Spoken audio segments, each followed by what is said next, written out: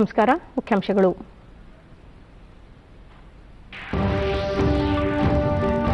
ರಾಜ್ಯ ಸಚಿವ ಸಂಪುಟ ಸಭೆ, ಪರಿಶಿಷ್ಟ ಜಾತಿ ಪಂಗಡ ಮೀಸಲು ಪರಿಶೀಲನೆಗೆ ಉಪಸಮಿತಿ ರಚಿಸಲು ನಿರ್ಧಾರ. ಡಿಸೆಂಬರ್ 7ರಿಂದ 15ರವರೆಗೆ ಚಳಿಗಾಲದ ಅಧಿವೇಶನ. ಮಾಧುಸ್ವಾಮಿ. ಅಮೆರಿಕ ನಿಯೋಜಿತ ಅಧ್ಯಕ್ಷ ಜೋ ಬೈಡನ್ ಜೊತೆ ಪ್ರಧಾನಿ ನರೇಂದ್ರ ಮೋದಿ ದೂರವಾಣಿ ಸಂಭಾಷಣೆ. ಭಾರತ ಅಮೆರಿಕ ಕಾರ್ಯತಂತ್ರ ಪಾಲುದಾರಿಕೆ ವಿಸ್ತರಣೆಗೆ ಸಮ್ಮತಿ. ಜಿಎಸ್ಟಿ ಮಂಡಳಿಯ ಕಾನೂನು ಸಮಿತಿ ಸಭೆ ಇಂದು. ನೋಂದಣಿ ಪ್ರಕ್ರಿಯೆ, ತೆರಿಗೆ ವ್ಯವಸ್ಥೆ ಬಿಗಿಗೊಳಿಸುವ ಕ್ರಮಗಳ ಕುರಿತು ಸಮಾಲೋಚನೆ. QRSAM ಕ್ಷಿಪಣಿಯ ಯಶಸ್ವಿ 2ನೇ ಪರೀಕ್ಷೆ. ಡಿಆರ್ಡಿಒದ ಕಾರ್ಯ ಶ್ಲಾಘಿಸಿದ ರಕ್ಷಣಾ ಸಚಿವ ರಾಜನಾಥ್ ಸಿಂಗ್.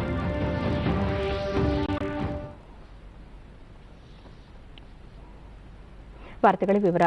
ಮುಖ್ಯಮಂತ್ರಿ ಬಿಎಸ್ ಯಡಿಯೂರಪ್ಪ ಅಧ್ಯಕ್ಷತೆಯಲ್ಲಿ ಬೆಳಗ್ಗೆ ರಾಜ್ಯ ಸಚಿವ ಸಂಪುಟ ಸಭೆ ನಡೆಯಿತು. ರಾಜ್ಯದಲ್ಲಿ ಪರಿಶಿಷ್ಟ ಜಾತಿ ಪಂಗಡ ಸಮುದಾಯಕ್ಕೆ ಪ್ರಸ್ತುತ ನೀಡಲಾಗುತ್ತಿರುವ ಮೀಸಲು ಪರಿಶೀಲನೆಗಾಗಿ ಸಂಪುಟ ಉಪಸಮಿತಿ ರಚಿಸಲು ಸಭೆಯಲ್ಲಿ ನಿರ್ಧರಿಸಲಾಯಿತು. ಸಮಿತಿಯ ಸದಸ್ಯರ ಆಯ್ಕೆ ಕುರಿತು ಮುಖ್ಯಮಂತ್ರಿ ಅವರು ನಿರ್ಧರಿಸಲಿದ್ದಾರೆ ಎಂದು ಸಂಸದೀಯ ವ್ಯವಹಾರಗಳ ಸಚಿವ ಜೆಸಿ ಮಾಧುಸ್ವಾಮಿ ಸಭೆಯ ಬಳಿಕ ಮಾಹಿತಿ ನೀಡಿದರು. ಅಲ್ಲದೆ ವಿಧಾನಮಂಡಲದ ಚಳಿಗಾಲದ ಅಧಿವೇಶನವನ್ನು ಬರುವ ಡಿಸೆಂಬರ್ 7ರಿಂದ 15ರವರೆಗೆ ನಡೆಸಲು ನಿರ್ಧರಿಸಲಾಗಿದೆ ಎಂದು ಅವರು ತಿಳಿಸಿದರು.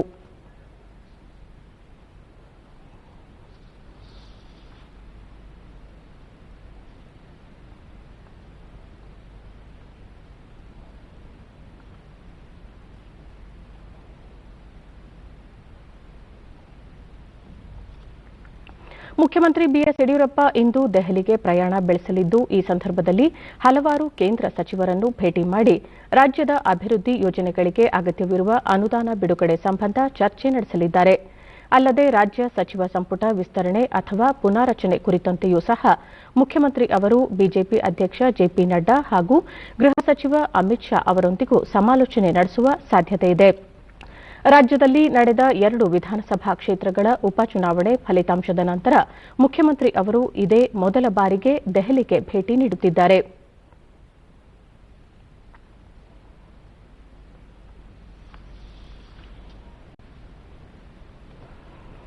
ರಾಜ್ಯದಲ್ಲಿರುವ ಮರಾಠ ಜನತೆಯ ಸರ್ವತೋಮುಖ ಬೆಳವಣಿಗೆಗೆ ಮರಾಠ ಅಭಿವೃದ್ಧಿ ಪ್ರಾಧಿಕಾರ ರಚಿಸಲು ಉದ್ದೇಶಿಸಲಾಗಿದೆ ಎಂದು ಮುಖ್ಯಮಂತ್ರಿ ಬಿಎಸ್ ಯಡಿಯೂರಪ್ಪ ಟ್ವೀಟ್ ಸಂದೇಶದಲ್ಲಿ ತಿಳಿಸಿದ್ದಾರೆ. ಪ್ರಾಧಿಕಾರದ ರಚನೆಗೂ ಮರಾಠಿ ಭಾಷೆಗೂ ಯಾವುದೇ ರೀತಿಯ ಸಂಬಂಧ ಇಲ್ಲ ಎಂದು ಅವರು ಸ್ಪಷ್ಟಪಡಿಸಿದ್ದಾರೆ. ತಲತಲಾಂತರಗಳಿಂದ ಕರ್ನಾಟಕದಲ್ಲಿಯೇ ವಾಸವಾಗಿರುವ ಮರಾಠ ಸಮುದಾಯದ ಸಾಮಾಜಿಕ ಆರ್ಥಿಕ ಅಭಿವೃದ್ಧಿಯಾಗಬೇಕು ಎನ್ನುವ ಆಶಯದಿಂದ ಪ್ರಾಧಿಕಾರವನ್ನು ಸ್ಥಾಪಿಸಲು ನಿರ್ಧರಿಸಲಾಗಿದೆ ಎಂದು ಮುಖ್ಯಮಂತ್ರಿ ಹೇಳಿದ್ದಾರೆ.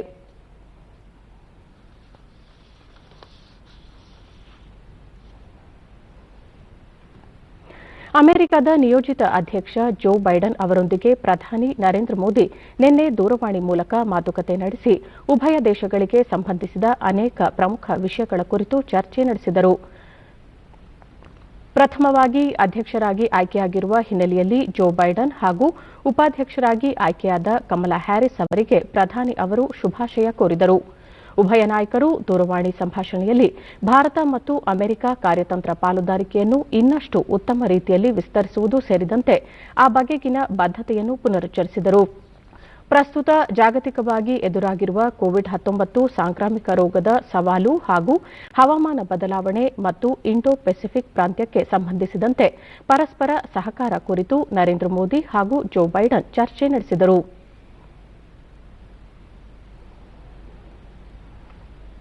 ಉಭಯ ನಾಯಕರ ನಡುವಿನ ಮಾತುಕತೆಯ ಕುರಿತು ವಿವರ ನೀಡಿದ ಅಮೆರಿಕದಲ್ಲಿನ ಭಾರತದ ರಾಯಭಾರಿ ತರನ್ಜಿತ್ ಸಿಂಗ್ ಸಂಧು, ಭಾರತ ಮತ್ತು ಅಮೆರಿಕ ದೇಶಗಳ ಪರಸ್ಪರ ಹಿತಾಸಕ್ತಿಗೆ ಸಂಬಂಧಿಸಿದ ಪ್ರಮುಖ ವಿಷಯಗಳ ಕುರಿತು ಉಭಯ ನಾಯಕರು ಚರ್ಚಿಸಿ ತಮ್ಮ ಬದ್ಧತೆಯನ್ನು ವ್ಯಕ್ತಪಡಿಸಿದರು ಎಂದು ಹೇಳಿದರು. The world and particularly of United States in bulk production of vaccines, and India will be playing an important role in that. There is a strong US-India partnership in the energy sector, especially in the area of renewables and further in the area of solar energy. It was a very warm conversation, and yes, certainly they both recalled their earlier interactions. ವಿಶ್ವಸಂಸ್ಥೆ ಸ್ಥಾಪನೆಯಾಗಿ 75 ವರ್ಷವಾಗಿದ್ದರೂ ಇಂದಿಗೂ ಅದು ಆ ಕಾಲದ ಮನಸ್ಥಿತಿಯಲ್ಲೇ ಸಾಗಿದೆ. ಕಾಲಕ್ಕೆ ಅನುಗುಣವಾಗಿ ಅದರಲ್ಲಿ ಬದಲಾವಣೆ ಮಾಡುವ ಅಗತ್ಯವಿದೆ ಎಂದು ಪ್ರಧಾನಿ ನರೇಂದ್ರ ಮೋದಿ ಪ್ರತಿಪಾದಿಸಿದ್ದಾರೆ. ರಷ್ಯಾದ ಅಧ್ಯಕ್ಷತೆಯಲ್ಲಿ ನಡೆದಿರುವ ಬ್ರಿಕ್ಸ್ 12ನೇ ಶೃಂಗಸಭೆ ಉದ್ದೇಶಿಸಿ ನಿನ್ನೆ ಅವರು ವಿಶ್ವಸಂಸ್ಥೆಯ ಭದ್ರತಾ ಮಂಡಳಿಯಲ್ಲಿನ ಸುಧಾರಣೆ ಇಂದು ತೀರಾ ಅನಿವಾರ್ಯವಾಗಿದೆ. ಇದಕ್ಕೆ ಬ್ರಿಕ್ಸ್ ರಾಷ್ಟ್ರಗಳ ಬೆಂಬಲ ಅತ್ಯಗತ್ಯ ಎಂದು ಹೇಳಿದರು. ಈ ಸಂಸ್ಥೆಯ ಸಂಸ್ಥಾಪನಾ ಸದಸ್ಯನಾಗಿ ಭಾರತ ಬಹುಪಕ್ಷೀಯತೆಯ ದೃಢ ಸಮರ್ಥನೆ ಮಾಡುತ್ತದೆ. ಆದರೆ ಬಹುಪಕ್ಷೀಯ ವ್ಯವಸ್ಥೆ ಇಂದು ಸಂಕಷ್ಟದಲ್ಲಿ ಸಾಗಿದ್ದು ಭಾರತ ವಿಶ್ವವನ್ನೇ ಒಂದು ಕುಟುಂಬದಂತೆ ನೋಡುತ್ತದೆ. ವಿಶ್ವಸಂಸ್ಥೆಯ ಬಗ್ಗೆ ಭಾರತದ ಬದ್ಧತೆ ಅಚಲವಾಗಿದೆ ಎಂದರು. ವಿಶ್ವಸಂಸ್ಥೆಯ ಶಾಂತಿ ಪಾಲನಾ ಕಾರ್ಯಾಚರಣೆಗಳಲ್ಲಿ ಮೃತಪಟ್ಟಿರುವ ಅತಿ ಹೆಚ್ಚು ವೀರ ಸೈನಿಕರು ಭಾರತೀಯರಾಗಿದ್ದಾರೆ ಎಂದ ಅವರು, ಈ ವರ್ಷ 2ನೇ ವಿಶ್ವ ಮಹಾಯುದ್ಧದ 75ನೇ ವರ್ಷವೂ ಆಗಿದ್ದು, ಈ ಯುದ್ಧದಲ್ಲಿ ಹುತಾತ್ಮರಾದ ಯೋಧರಿಗೆ ಶ್ರದ್ಧಾಂಜಲಿ ಸಲ್ಲಿಸುವುದಾಗಿ ತಿಳಿಸಿದರು. ಇಂದು ವಿಶ್ವದಲ್ಲಿ ಮಹತ್ವದ ಭೂ ವ್ಯೂಹಾತ್ಮಕ ಬದಲಾವಣೆಗಳು ಆಗುತ್ತಿದ್ದು, ಇದರ ಪ್ರಭಾವ ಸ್ಥಿರತೆ, ಭದ್ರತೆ ಮತ್ತು ಪ್ರಗತಿಯ ಮೇಲಾಗುತ್ತಿದೆ. ಈ 3 ಕ್ಷೇತ್ರದಲ್ಲಿ ಬ್ರಿಕ್ಸ್ ಪಾತ್ರ ಮಹತ್ವದ್ದು ಎಂದು ತಿಳಿಸಿದರು. विश्व की 42%, 42% से अधिक आबादी बसती है और हमारे देश ग्लोबल इकोनॉमी के मुख्य इंजन में से है. ब्रिक्स देशों के बीच आपसी व्यापार बढ़ाने का बहुत स्कोप है. हमारे आपसी संस्थाएं और सिस्टम्स जैसे BRICS, interbank cooperation mechanism, new development bank, contingent reserve arrangement और कस्टम्स कोऑपरेशन आदि भी वैश्विक रिकवरी में हमारे योगदान को इफेक्टिव बना सकते हैं. भारत में हमने ಕೋವಿಡ್ ನಂತರದ ಚೇತರಿಕೆಯಲ್ಲಿ ಬ್ರಿಕ್ಸ್ ಆರ್ಥಿಕತೆಯ ಮಹತ್ವದ ಪಾತ್ರವಿರುವ ಕಾರಣ ವಿಶ್ವದ 42% ಜನಸಂಖ್ಯೆಯನ್ನು ಬ್ರಿಕ್ಸ್ ಪ್ರತಿನಿಧಿಸುತ್ತದೆ. ನಮ್ಮ ದೇಶಗಳು ಜಾಗತಿಕ ಆರ್ಥಿಕತೆಯ ಪ್ರಮುಖ ಚಾಲಕ ಶಕ್ತಿಯಾಗಿದೆ ಎಂದರು. ಬ್ರಿಕ್ಸ್ ರಾಷ್ಟ್ರಗಳ ನಡುವೆ ವ್ಯಾಪಾರ, ವಾಣಿಜ್ಯ ಹೆಚ್ಚಿಸಲು ವಿಪುಲ ಅವಕಾಶವಿದೆ ಎಂದ ಪ್ರಧಾನಿ, ಆತ್ಮನಿರ್ಭರ ಭಾರತದ ಅಡಿಯಲ್ಲಿ ದೇಶದಲ್ಲಿ ವ್ಯಾಪಕ ಸುಧಾರಣೆ ನಡೆಯುತ್ತಿದೆ ಎಂದು ಉಲ್ಲೇಖಿಸಿದರು. ಡಿಜಿಟಲ್ ಆರೋಗ್ಯ ಮತ್ತು ಸಾಂಪ್ರದಾಯಿಕ ವೈದ್ಯ ಪದ್ಧತಿಯಲ್ಲಿ ಬ್ರಿಕ್ಸ್ ಸಹಯೋಗ ವರ್ಧನೆಗೆ ಭಾರತ ಶ್ರಮಿಸುತ್ತದೆ ಎಂದ ಪ್ರಧಾನಿ, ಕೋವಿಡ್ ಸಂಕಷ್ಟದ ನಡುವೆಯೂ ಬ್ರಿಕ್ಸ್ ಚಿತ್ರೋತ್ಸವ, ಸಾಂಸ್ಕೃತಿಕ ವಿನಿಮಯ, ಯುವ ವಿಜ್ಞಾನಿಗಳ ಸಭೆಗಾಗಿ ಪುಟಿನ್ ಅವರಿಗೆ ಅಭಿನಂದನೆ ಸಲ್ಲಿಸಿದರು. ಭಯೋತ್ಪಾದನೆಯ ಪ್ರಸ್ತಾಪ ಮಾಡಿದ ಪ್ರಧಾನಿ, ಭಯೋತ್ಪಾದನೆಗೆ ಉತ್ತೇಜನ, ಬೆಂಬಲ ನೀಡುವ ರಾಷ್ಟ್ರಗಳನ್ನು ದೋಷಿ ಎಂದು ಪರಿಗಣಿಸಬೇಕು ಎಂದ ಅವರು, ಭಯೋತ್ಪಾದನೆ ನಿಗ್ರಹದ ವಿಚಾರದಲ್ಲಿ ರಷ್ಯಾದ ಕ್ರಮಗಳಿಗೆ ಮೆಚ್ಚುಗೆ ವ್ಯಕ್ತಪಡಿಸಿದರು. और दक्षिण अफ्रीका ने कोविड-19 वैक्सीन उपचार तथा जांच संबंधी इंटेलेक्चुअली प्रॉपर्टी एग्रीमेंट्स में छूट दिए जाने का प्रस्ताव रखा है. हमें आशा है कि ब्रिक्स के अन्य देश भी इसका समर्थन करेंगे. अपनी ब्रिक्स अध्यक्षता के दौरान भारत डिजिटल हेल्थ और ट्रेडिशनल मेडिसिन में ब्रिक्स सहयोग बढ़ाने पर कार्य करेगा. इस मुश्किल वर्ष में भी रूसी अध्यक्षता में पीपल टू पीपल रिश्तों को बढ़ाने के लिए कई इनिशिएटिव्स लिए गए, जैसे कि ब्रिक्स फिल्म फेस्टिवल और युवा वैज्ञानिकों और युवा राजनयिकों की बैठकें. इसके लिए मैं राष्ट्रपति पुतिन का हार्दिक अभिनंदन करता हूं. एक्सेलेंसीज, 2021 में ब्रिक्स के 15 वर्ष पूरे हो जाएंगे. पिछले सालों में हमारे बीच लिए गए विभिन्न निर्णयों का मूल्यांकन करने के लिए हमारे शेरपा एक रिपोर्ट बना सकते हैं. 2021 में अपनी अध्यक्षता के दौरान हम के तीनों स्तंभों में इंट्रा ब्रिक्स सहयोग को मजबूत करने का प्रयत्न करेंगे. हम इंट्रा ब्रिक्स एकजुटता को बढ़ाने और इस उद्देश्य के लिए ठोस संस्थागत फ्रेमवर्क डेवलप करने का प्रयास करेंगे. ಚಿಕ್ಕಬಳ್ಳಾಪುರ ಜಿಲ್ಲಾಡಳಿತ ಭವನದಲ್ಲಿ ನಿನ್ನೆ ಆಯೋಜಿಸಿದ್ದ 67ನೇ ಅಖಿಲ ಭಾರತ ಸಹಕಾರ ಸಪ್ತಾಹ 2020ರ 4ನೇ ದಿನದ ಕಾರ್ಯಕ್ರಮಕ್ಕೆ ಸಹಕಾರ ಸಚಿವ ಎಸ್ಟಿ ಸೋಮಶೇಖರ್ ಮತ್ತು ಜಿಲ್ಲಾ ಉಸ್ತುವಾರಿ ಹಾಗೂ ವೈದ್ಯಕೀಯ ಶಿಕ್ಷಣ ಸಚಿವ ಡಾ ಕೆ ಸುಧಾಕರ್ ಜಂಟಿಯಾಗಿ ಚಾಲನೆ ನೀಡಿದರು. ಈ ವೇಳೆ ನಗರಾಭಿವೃದ್ಧಿ ಸಚಿವ ಬಿಎ ಬಸವರಾಜು, ಸಂಸದ ಬಿಎನ್ ಬಚ್ಚೇಗೌಡ ಸೇರಿದಂತೆ ಹಲವರು ಉಪಸ್ಥಿತರಿದ್ದರು.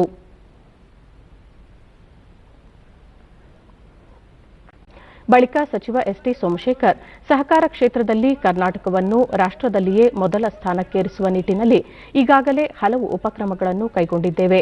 ಆತ್ಮನಿರ್ಭರ ಯೋಜನೆಯಡಿ ರಾಜ್ಯ ಸರ್ಕಾರ ಮತ್ತು ಸಹಕಾರ ಇಲಾಖೆಯ ನೇತೃತ್ವದಲ್ಲಿ ಆರ್ಥಿಕ ಸ್ಪಂದನ ಕಾರ್ಯಕ್ರಮಕ್ಕೆ ಈಗಾಗಲೇ ಚಾಲನೆ ನೀಡಲಾಗಿದ್ದು 39,300 ಕೋಟಿ ರೂಪಾಯಿ ಸಾಲ ವಿತರಣೆ ಗುರಿ ಹೊಂದಲಾಗಿದೆ.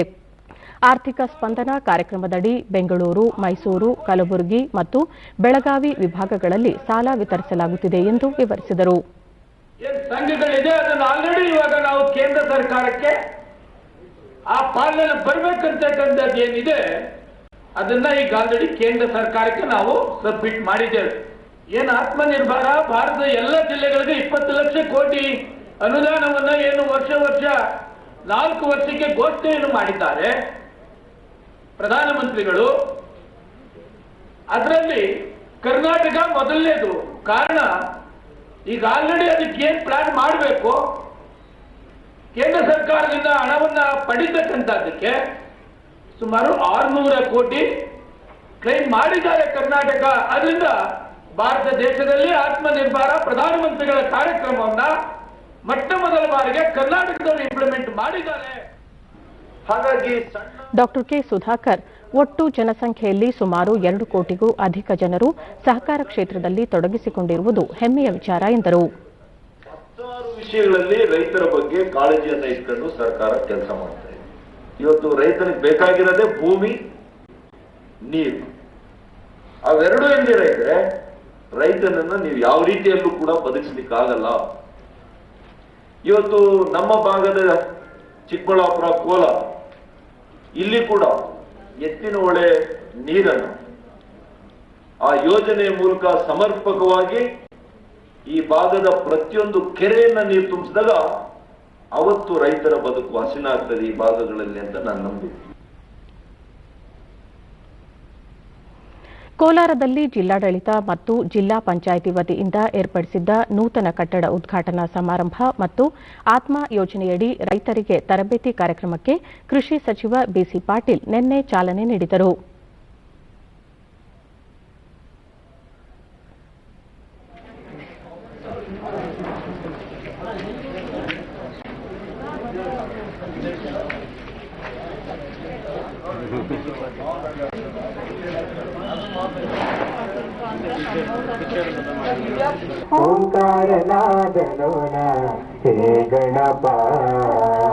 ಪಾಲ್ಗೊಳ್ಬೇಕಾಗಿ ಮತ್ತೊಮ್ಮೆ ಸವಾಲು ವಿನಮ್ರವಾಗಿ ವಿನಂತಿ ಮಾಡಿಕೊಳ್ತೇನೆ. ನಿಂತಿರುವಂತಹ ಎಲ್ಲ ರೈತ ಬಂಧುಗಳು, ರೈತ ಮಹಿಳೆಯರು, ಬಳಿಕ ಸಚಿವರು ಕೋವಿಡ್-19 ಸಂದರ್ಭದಲ್ಲಿ ಸಾಕಷ್ಟು ಯುವಕರು ಪಟ್ಟಣ ತೊರೆದು ಹಳ್ಳಿಯತ್ತ ಮುಖ ಮಾಡಿದ್ದಾರೆ. ಇಂತಹ ಕೃಷಿಯಲ್ಲಿ ತೊಡಗಿಸಿಕೊಳ್ಳಲು ಹಲವು ಯೋಜನೆಗಳನ್ನು ರೂಪಿಸಲಾಗುತ್ತಿದೆ. ಜಿಲ್ಲೆಯ ರೈತರು ವಿವಿಧ ಬಗೆಯ ತರಕಾರಿಗಳನ್ನು ಬೆಳೆಯುವ ಮೂಲಕ ರಾಜ್ಯಕ್ಕೆ ಮಾದರಿಯಾಗಿದ್ದಾರೆ ಎಂದು ಶ್ಲಾಘಿಸಿದರು. ಸರ್ಕಾರ ನಮ್ಮ ಜೊತೆಗಿದೆ. ಸರ್ಕಾರ ರೈತನ ಮನೆ ಬಾಗಿಲಿಗೆ ಬಂದಿದೆ. ನಾನು ಅಷ್ಟು ಕೆಲಸ ಮಾಡಿ ತೋರಿಸ್ತೇನೆ ಅಂತ ಹೇಳಿದ್ರೆ ಉಳಿದಂಥವ್ರು ಇವತ್ತೇನು ಯುವಕರು ಬಹುತೇಕ ಈ ಕೋವಿಡ್ ಆದಂತಹ ಸಂದರ್ಭದಲ್ಲಿ ಎಲ್ಲ ಪಟ್ಟಣಗಳನ್ನು ಬಿಟ್ಟು ಹಳ್ಳಿಗೆ ಬಂದಿದ್ದಾರೆ.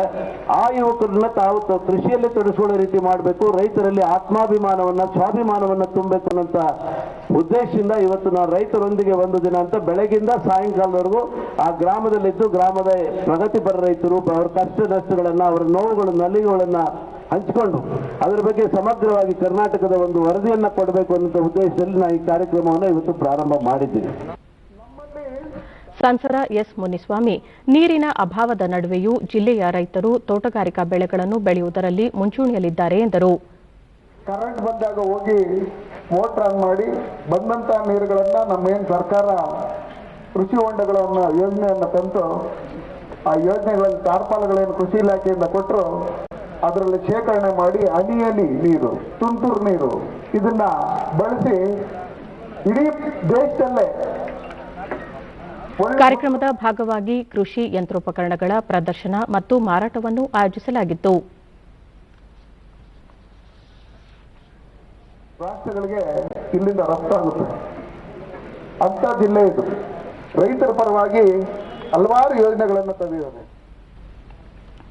ಕೋವಿಡ್-19 ನಿಯಂತ್ರಣಕ್ಕಾಗಿ ವಾರ್ತಾ ಮತ್ತು ಸಾರ್ವಜನಿಕ ಸಂಪರ್ಕ ಇಲಾಖೆ ಆಯೋಜಿಸಿರುವ ಶ್ರವ್ಯ ಮತ್ತು ದೃಶ್ಯದ ವಿಶೇಷ ಜಾಗೃತಿ ಪ್ರಚಾರ ವಾಹನಗಳಿಗೆ ಬೃಹತ್ ಮತ್ತು ಮಧ್ಯಮ ಕೈಗಾರಿಕಾ ಸಚಿವ ಜಗದೀಶ್ ಶೆಟ್ಟರ್ ಹುಬ್ಬಳ್ಳಿಯಲ್ಲಿ ನಿನ್ನೆ ಚಾಲನೆ ನೀಡಿದರು.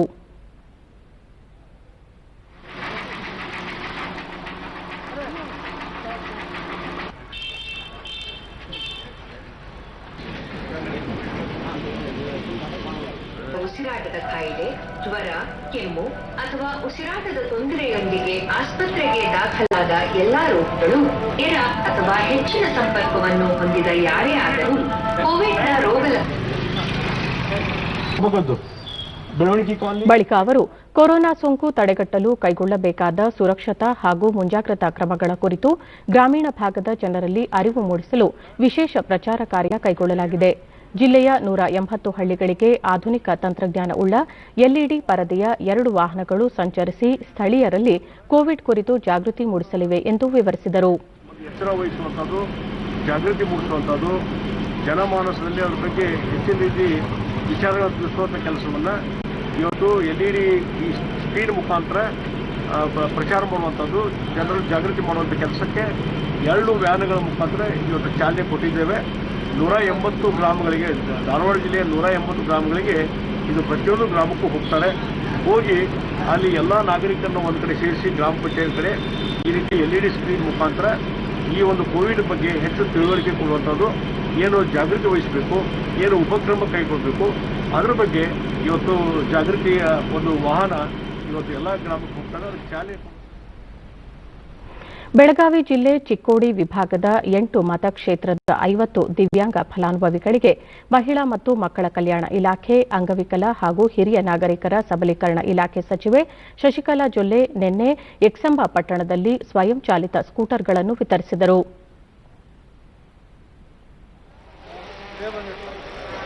ಕುಮಾರ್ ಅಬಾನಿ, ರಾವಸಾಹೇಬ್ ಬಂದ್ರವಿ ಒಂದು ವಿನಂತಿ, ದಯವಿಟ್ಟು ಎಲ್ಲರೂ ವೇದಿಕೆ ಮುಂದುಗಡೆ. ಬರೇ ನನ್ನ ಬೆಳಗಾವಿ ಜಿಲ್ಲೆ ಅಷ್ಟೇ. ನಂತರ ಅವರು ಅಂಗವಿಕಲರಿಗೆ ಅನುಕಂಪ ಬದಲಾಗಿ ಅವರ ಬಗ್ಗೆ ಕಾಳಜಿ ವಹಿಸಿ ಧೈರ್ಯ ತುಂಬುವ ಕೆಲಸವಾಗಬೇಕು. ರಾಜ್ಯದಲ್ಲಿರುವ ದಿವ್ಯಾಂಗರಿಗೆ ಉದ್ಯೋಗ ಲಭಿಸಲು ವಿಶೇಷ ಯೋಜನೆ ರೂಪಿಸಲಾಗುತ್ತಿದೆ. ಜೊತೆಗೆ ಸರ್ಕಾರದಿಂದ ಸಾಲ ನೀಡುವ ಯೋಜನೆ ಬಗ್ಗೆಯೂ ಚಿಂತಿಸಲಾಗುತ್ತಿದೆ ಎಂದು ತಿಳಿಸಿದರು. ರಾಜ್ಯದಲ್ಲಿ ದೃಷ್ಟಿಹೀನ ಮಕ್ಕಳು ಬ್ರೈಲ್ ಲಿಪಿ ಮೂಲಕ ಕಲಿಕೆಯೊಂದಿಗೆ ವಿಶೇಷ ಸಾಧನೆ ಮಾಡುತ್ತಿದ್ದು, ಸುಮಾರು 450 ಅಂಧ ಮಕ್ಕಳಿಗೆ ಟಾಕಿಂಗ್ ಲ್ಯಾಪ್ಟಾಪ್ ನೀಡಲು ಇಲಾಖೆ ಚಿಂತನೆ ನಡೆಸುತ್ತಿದೆ ಎಂದು ಹೇಳಿದ ಸಚಿವರು, ಇಲಾಖೆ ವತಿಯಿಂದ ಅಂಗನವಾಡಿ ಕಾರ್ಯಕರ್ತರಿಗೆ ಗೌರವಧನ ನೀಡುವುದರ ಜೊತೆಗೆ ಸಣ್ಣ ಉದ್ಯೋಗಕ್ಕಾಗಿ ಮಹಿಳೆಯರಿಗೆ ಆರ್ಥಿಕ ನೆರವಿನ ಮೂಲಕ ಉತ್ತೇಜನ ನೀಡಲಾಗುತ್ತಿದೆ. ದಮನಿತ ಮಹಿಳೆಯರಿಗಾಗಿ 10 ಕೋಟಿ ರೂಪಾಯಿ ಮೀಸಲಿರಿಸಲಾಗಿದೆ ಎಂದು ಹೇಳಿದರು. ಈ ವರ್ಷ ನಾವು 450 ನಾವು ಲ್ಯಾಪ್ಟಾಪ್ಗಳನ್ನು, ಟಾಕಿಂಗ್ ಲ್ಯಾಪ್ಟಾಪ್, ಮಾತಾಡುವ ಲ್ಯಾಪ್ಟಾಪ್ಗಳನ್ನು ನಾವು ಈ ವರ್ಷ ಕೊಡ್ತಾ ಇದ್ದೀವಿ. ಆ ರೀತಿಯಲ್ಲಿ ನಮ್ಮ ಮಹಿಳಾ ಅಭಿವೃದ್ಧಿ ನಿಗಮದ ವತಿಯಿಂದ ಈಗಾಗಲೇ ದುರ್ಯೋಧನ ಅನ್ನೋರು ಹೇಳಿದ ರೀತಿಯಲ್ಲಿ ಹೆಣ್ಮಕ್ಳಿಗೂ ಕೂಡ ಒಂದು ಸಾಲಗಳು ಕೊಡಬೇಕು ಅನ್ನುವಂಥದ್ದು, ಅದು ಕೂಡ ನಮ್ಮ ಇಲಾಖೆಯಲ್ಲಿ ನಾವು ಮಾಡ್ತಾ ಇದ್ದೀವಿ. ವಾಯುಮಾಲಿನ್ಯ ನಿಯಂತ್ರಣ ಜಾಗೃತಿ ಮಾಸಾಚರಣೆ 2020 ಅಂಗವಾಗಿ ಬೆಂಗಳೂರಿನ ಕಂಠೀರವ ಕ್ರೀಡಾಂಗಣದಲ್ಲಿ ನಿನ್ನೆ ಆಯೋಜಿಸಿದ್ದ ಕಾಲ್ನಡಿಗೆ ಜಾಥಾಗೆ ಉಪಮುಖ್ಯಮಂತ್ರಿ ಹಾಗೂ ಸಾರಿಗೆ ಸಚಿವ ಲಕ್ಷ್ಮಣ ಸವದಿ ಚಾಲನೆ ನೀಡಿದರು.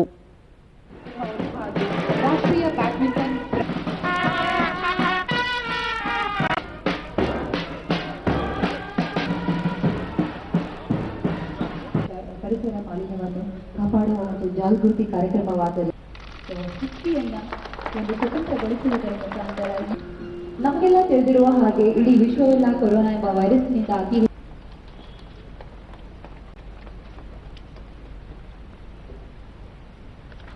ಬಳಿಕ ಅವರು ವಾಯುಮಾಲಿನ್ಯ ತಡೆಗಟ್ಟುವ ಕುರಿತು ಕರಪತ್ರಗಳನ್ನು ಬಿಡುಗಡೆಗೊಳಿಸಿ ವಾಯುಮಾಲಿನ್ಯ ತಡೆಗಟ್ಟುವುದು ಪ್ರತಿಯೊಬ್ಬರ ಕೆಲಸವಾಗಿದೆ. ತಜ್ಞರ ವರದಿಯ ಪ್ರಕಾರ ವಾಹನಗಳು ಹೊರಸೂಸುವ ಹೊಗೆಯಿಂದ 42% ವಾಯುಮಾಲಿನ್ಯ ಉಂಟಾಗುತ್ತಿದೆ. ಇದರಿಂದ ಆರೋಗ್ಯದ ಮೇಲೆ ಪ್ರತಿಕೂಲ ಪರಿಣಾಮಗಳು ಬೀರುತ್ತಿವೆ. ಹೀಗಾಗಿ ಭವಿಷ್ಯವನ್ನು ಗಮನದಲ್ಲಿಟ್ಟುಕೊಂಡು ಡೀಸೆಲ್, ಪೆಟ್ರೋಲ್ ಅವಲಂಬಿತ ವಾಹನಗಳ ಬದಲು ಎಲೆಕ್ಟ್ರಿಕ್ ವಾಹನಗಳ ಬಳಕೆಗೆ ಒತ್ತು ನೀಡುವುದು ನಮ್ಮ ಆದ್ಯತೆಯಾಗಬೇಕಿದೆ ಎಂದರು.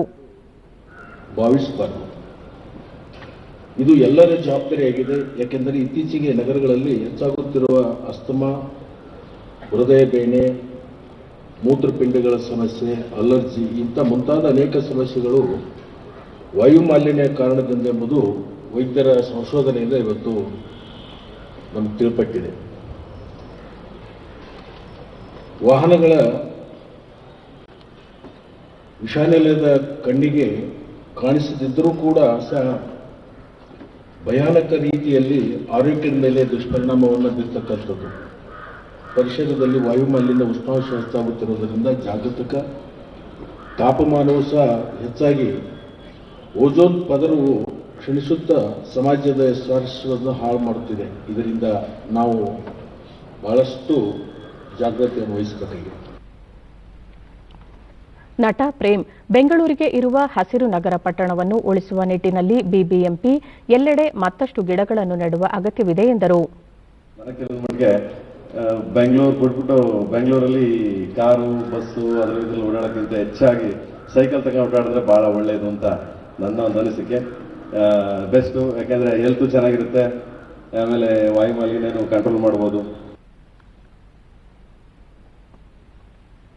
ವಸತಿ ಸಚಿವ ವಿ ಸೋಮಣ್ಣ ರಾಯಚೂರಿನಲ್ಲಿ ನಿನ್ನೆ ವಿವಿಧ ವಸತಿ ಯೋಜನೆಗಳ ಪ್ರಗತಿ ಪರಿಶೀಲನಾ ಸಭೆ ನಡೆಸಿದರು. ನಂತರ ಅವರು ವಸತಿ ರಹಿತ ಬಡವರಿಗೆ ಸೂರು ಒದಗಿಸಲು ರಾಜ್ಯದಲ್ಲಿ 10 ಲಕ್ಷ ಮನೆಗಳನ್ನು ನಿರ್ಮಿಸುವ ಯೋಜನೆಯನ್ನು ಕೈಗೆತ್ತಿಕೊಳ್ಳಲಾಗಿದ್ದು, ಈ ಪೈಕಿ ಪ್ರಧಾನಮಂತ್ರಿ ಆವಾಸ್ ಯೋಜನೆಯಡಿ 5,40,000 ಮನೆಗಳು ಸೇರಿವೆ. ಹಂತ ಹಂತವಾಗಿ ಈ ಯೋಜನೆಯನ್ನು ಜಾರಿಗೊಳಿಸಲಾಗುವುದು ಎಂದರು. ವಿವಿಧ ವಸತಿ ಯೋಜನೆಗಳ ಅನುಷ್ಠಾನಕ್ಕಾಗಿ ಇದುವರೆಗೂ ರಾಜ್ಯ ಸರ್ಕಾರ 1,910 ಕೋಟಿ ರೂಪಾಯಿ ಬಿಡುಗಡೆ ಮಾಡಿದೆ. ಈಗಾಗಲೇ 1,17,000 ಮನೆಗಳನ್ನು ನಿರ್ಮಿಸುವ ಕಾರ್ಯ ಪೂರ್ಣಗೊಂಡಿದೆ. ಉಳಿದ ಮನೆಗಳ ನಿರ್ಮಾಣ ಕಾರ್ಯವನ್ನು ಇನ್ನೆರಡು ವರ್ಷಗಳಲ್ಲಿ ಪೂರ್ಣಗೊಳಿಸಲಾಗುವುದು ಎಂದು ಸಚಿವರು ಹೇಳಿದರು. ರಾಯಚೂರು ಜಿಲ್ಲೆಯಲ್ಲಿ ವಿವಿಧ ಯೋಜನೆಗಳಡಿ ವಸತಿ ನಿರ್ಮಾಣಕ್ಕೆ ಸಂಬಂಧಿಸಿದಂತೆ ಬಾಕಿ ಉಳಿದ ಫಲಾನುಭವಿಗಳ ಪಟ್ಟಿ ಒದಗಿಸಿದ ಕೂಡಲೇ ಅಗತ್ಯ ಅನುದಾನ ಬಿಡುಗಡೆ ಮಾಡಲಾಗುವುದು ಎಂದು ಅವರು ಭರವಸೆ ನೀಡಿದರು. ಈ ಹಳೆ ಸ್ಕೀಮ್ಗಳು ಯಾರ ಕಾಲದಾಯ್ತು ಅಂತ ನಂಗೆ ದೊಡ್ಡದಲ್ಲ.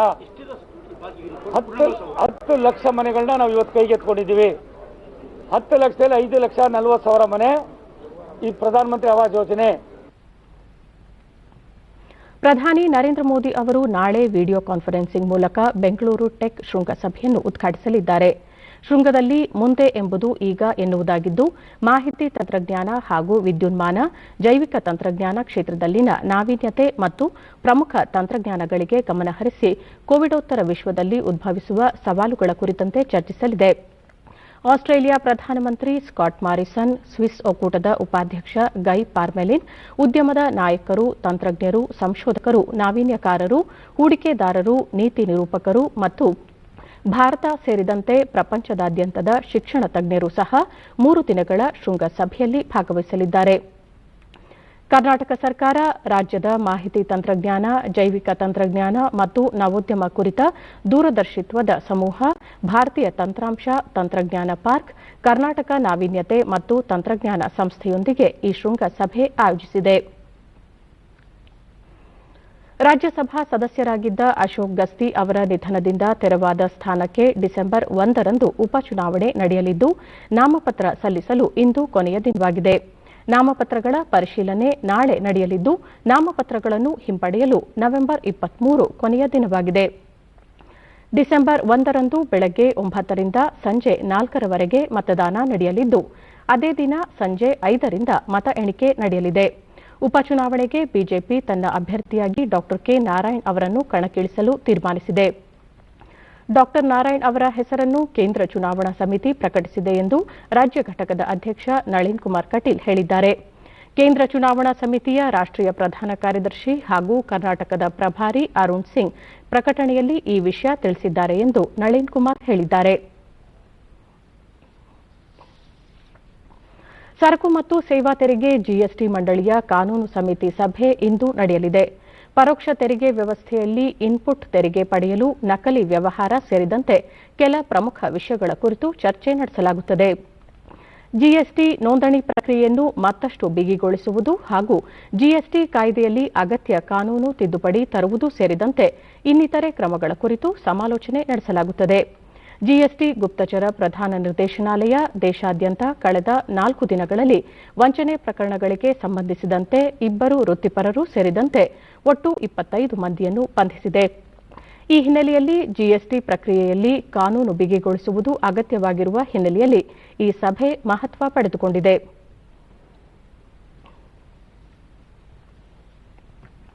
ರಾಜ್ಯದಲ್ಲಿ ನಿನ್ನೆ ಹೊಸದಾಗಿ 1336 ಕೋವಿಡ್ ಪ್ರಕರಣಗಳು ದೃಢಪಟ್ಟಿದ್ದು, ಇದರೊಂದಿಗೆ ಒಟ್ಟು ಸೋಂಕು ಪ್ರಕರಣಗಳ ಸಂಖ್ಯೆ 8,27,241ಕ್ಕೆ ಏರಿಕೆಯಾಗಿದೆ. ನಿನ್ನೆ 2,100 ಮಂದಿ ಆಸ್ಪತ್ರೆಯಿಂದ ಬಿಡುಗಡೆಯಾಗಿದ್ದಾರೆ. ನಿನ್ನೆ 16 ಮಂದಿ ಸಾವನ್ನಪ್ಪಿದ್ದು, ಮೃತಪಟ್ಟವರ ಸಂಖ್ಯೆ 11,557ಕ್ಕೆ ಏರಿಕೆಯಾಗಿದೆ. ಸದ್ಯ ರಾಜ್ಯದಲ್ಲಿ 25,323 ಸಕ್ರಿಯ ಪ್ರಕರಣಗಳಿವೆ. 693 ಮಂದಿ ರಾಜ್ಯದ ವಿವಿಧ ಆಸ್ಪತ್ರೆಗಳಲ್ಲಿ ತೀವ್ರ ನಿಗಾ ಘಟಕದಲ್ಲಿ ಚಿಕಿತ್ಸೆ ಪಡೆಯುತ್ತಿದ್ದಾರೆ. 75,384 ಮಂದಿಗೆ ನಿನ್ನೆ ಪರೀಕ್ಷೆ ನಡೆಸಿದ್ದು, ಇದುವರೆಗೂ 96,44,009 ಮಂದಿಗೆ ಕೊರೋನಾ ಪರೀಕ್ಷೆ ನಡೆಸಲಾಗಿದೆ ಎಂದು ಆರೋಗ್ಯ ಮತ್ತು ಕುಟುಂಬ ಕಲ್ಯಾಣ ಇಲಾಖೆ ತಿಳಿಸಿದೆ. ಬೆಂಗಳೂರಿನಲ್ಲಿ ನಿನ್ನೆ 729 ಮಂದಿಗೆ ಸೋಂಕು ತಗುಲಿದ್ದು, ಒಟ್ಟು ಸೋಂಕು ಪ್ರಕರಣಗಳ ಸಂಖ್ಯೆ 3,58,606ಕ್ಕೆ ಏರಿಕೆಯಾಗಿದೆ. ನಿನ್ನೆ 942 ಮಂದಿ ಆಸ್ಪತ್ರೆಯಿಂದ ಬಿಡುಗಡೆಯಾಗಿದ್ದು, ಈವರೆಗೆ 3,36,880 ಮಂದಿ ಚೇತರಿಸಿಕೊಂಡಿದ್ದಾರೆ. ನಿನ್ನೆ ಬೆಂಗಳೂರಿನಲ್ಲಿ 9 ಮಂದಿ ಮೃತಪಟ್ಟಿರುವುದು ಸೇರಿದಂತೆ ಒಟ್ಟಾರೆ 4,018 ಮಂದಿ ಸಾವನ್ನಪ್ಪಿದ್ದಾರೆ.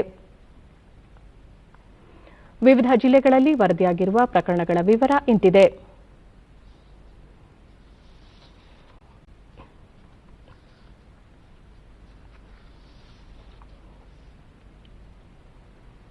ಈಗ ಇಂದಿನ ಪತ್ರಿಕೆಗಳ ಎಣುಕುನೋಟ. ರಾಜ್ಯದಲ್ಲಿ 8 ತಿಂಗಳ ಬಳಿಕ ಕಾಲೇಜು ಶುರು, ತಾಂತ್ರಿಕ ಡಿಗ್ರಿ, ಪಿಜಿ, ಡಿಪ್ಲೊಮೊ ಅಂತಿಮ ವರ್ಷದ ತರಗತಿ ಆರಂಭ.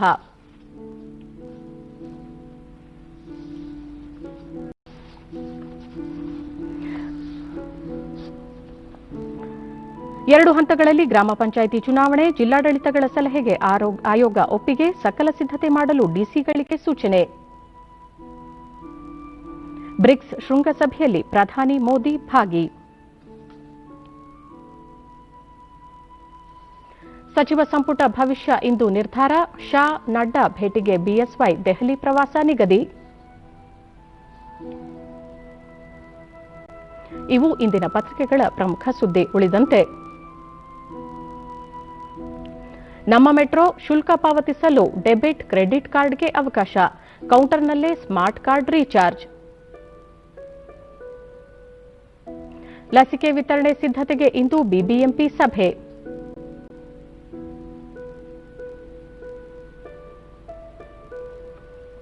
ಪಟಾಕಿ ಮಾಲಿನ್ಯ ಕಳೆದ ವರ್ಷಕ್ಕಿಂತ 30% ಕಮ್ಮಿ, ಮಳೆ ಕೊರೋನಾದಿಂದಾಗಿ ಈ ಬಾರಿ ಪಟಾಕಿ ಇಳಿಮುಖ.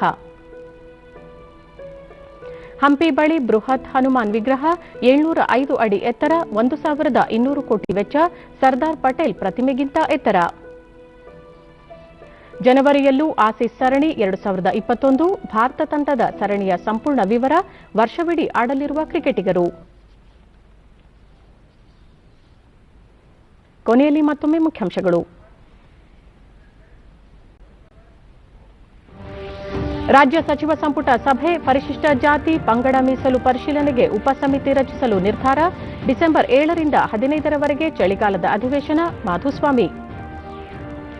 ಅಮೆರಿಕ ನಿಯೋಜಿತ ಅಧ್ಯಕ್ಷ ಜೋ ಬೈಡನ್ ಜೊತೆ ಪ್ರಧಾನಿ ನರೇಂದ್ರ ಮೋದಿ ದೂರವಾಣಿ ಸಂಭಾಷಣೆ, ಭಾರತ ಅಮೆರಿಕ ಕಾರ್ಯತಂತ್ರ ಪಾಲುದಾರಿಕೆ ವಿಸ್ತರಣೆಗೆ ಸಮ್ಮತಿ. ಜಿಎಸ್ಟಿ ಮಂಡಳಿಯ ಕಾನೂನು ಸಮಿತಿ ಸಭೆ ಇಂದು, ನೋಂದಣಿ ಪ್ರಕ್ರಿಯೆ, ತೆರಿಗೆ ವ್ಯವಸ್ಥೆ ಬಿಗಿಗೊಳಿಸುವ ಕ್ರಮಗಳ ಕುರಿತು ಸಮಾಲೋಚನೆ.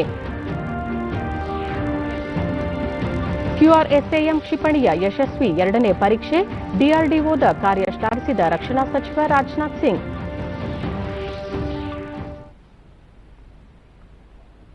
ನಮ್ಮ ವಾರ್ತಾ ಪ್ರಸಾರವನ್ನು ನೀವು ಡಿಡಿ ಚಂದನ ನ್ಯೂಸ್ ಯೂಟ್ಯೂಬ್ ಚಾನೆಲ್ನಲ್ಲೂ ವೀಕ್ಷಿಸಬಹುದು.